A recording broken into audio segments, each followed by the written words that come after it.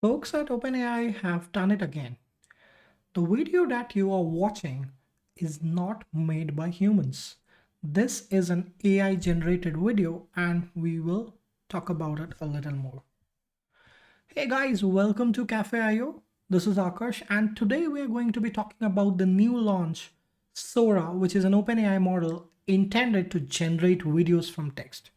There have been a lot of chatter in this space, multimodal stuff and all, but I think OpenAI has done it like again, literally hitting it out of the park.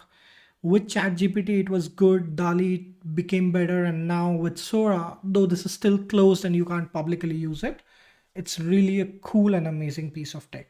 Let's just walk through this.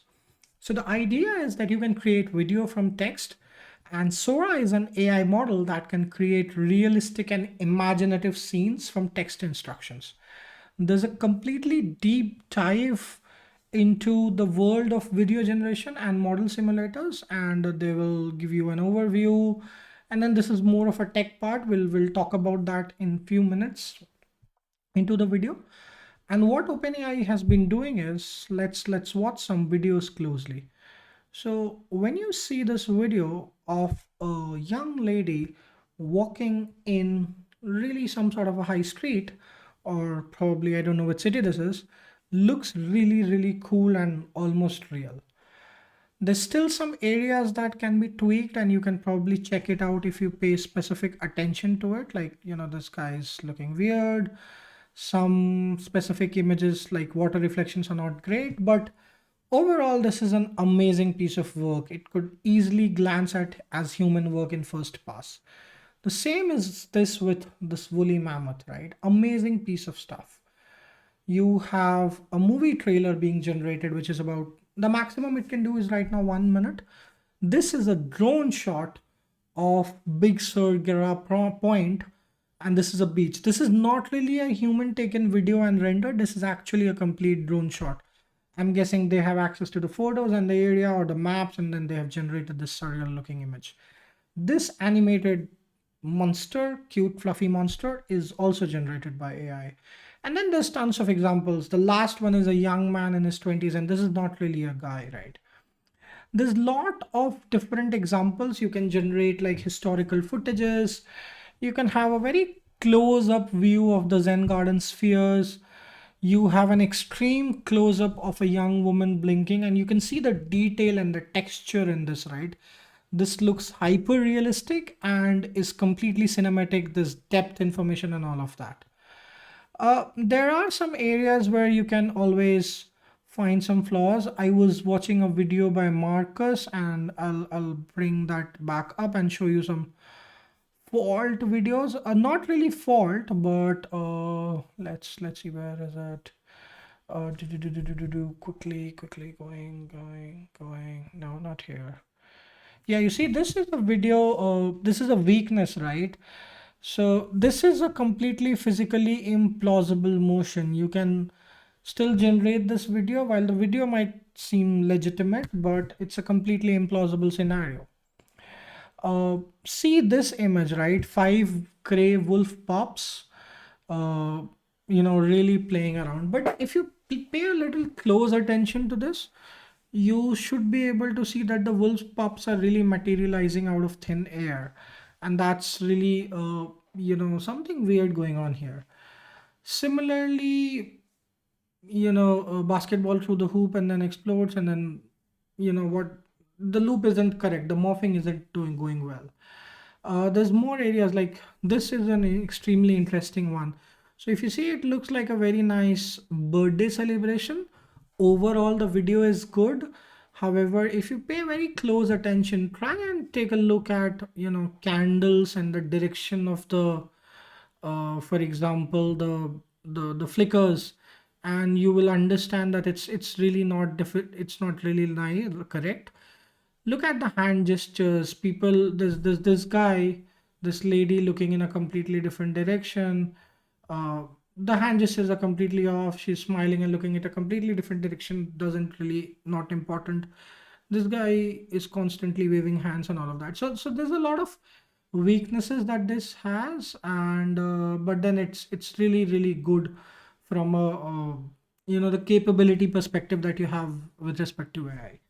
Now, there was a lot of chatter around this space. Multimodality is still being thought as something of the future, but what these guys have done specifically from a video creation space is creative space. I'm a video creator. I play in this space a little bit. I dabble in it.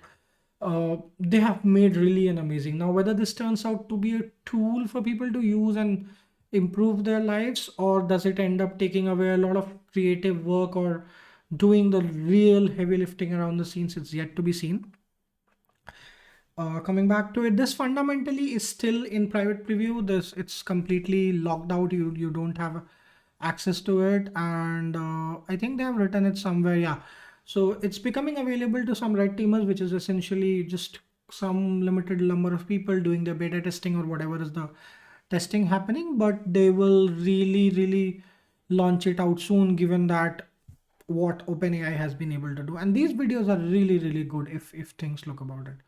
Now, going on to the tech part, because this is a tech channel, there's a deep technical report which needs to be dived into. The idea is, how do you turn visual data into patches? Then you have to understand the whole network around how video compression work. Then you have to scale the videos and video transformers, essentially the transformer architecture for video generation. And then you kind of, do different variations and all.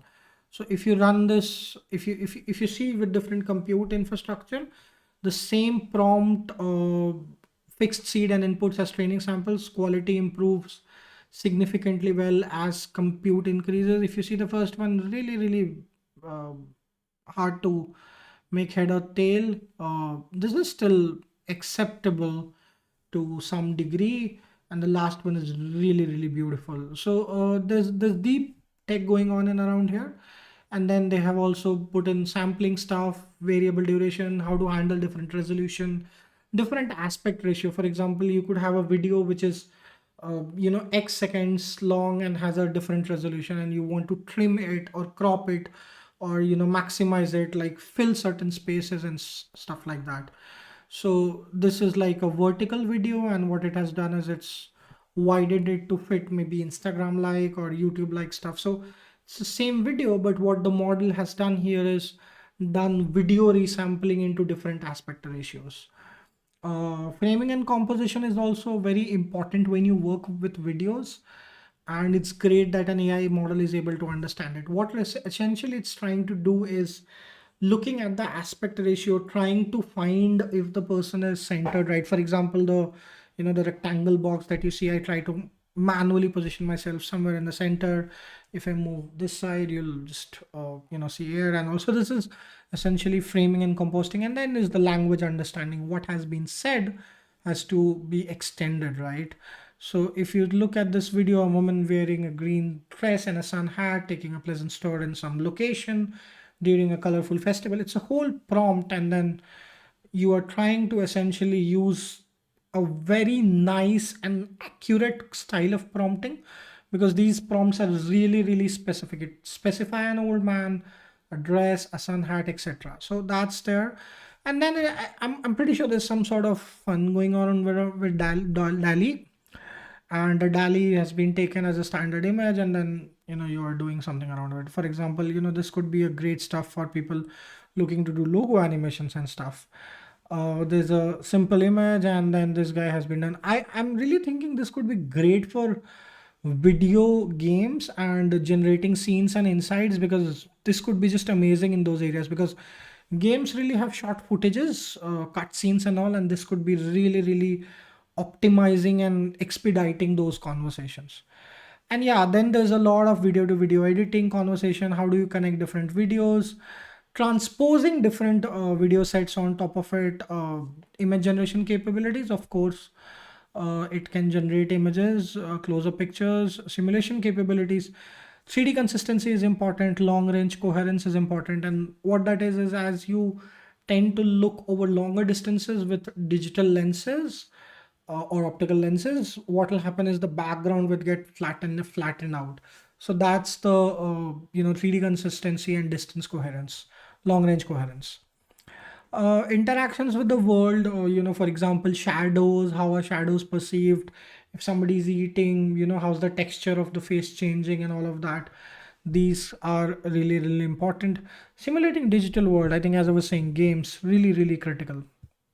So all in all, uh, I think this is gonna come out as a great piece of tech and will definitely impact a lot of stuff. Having said that, I want to end the video with nice Labradors playing out in snow. And with that, this is me signing off. Bye bye.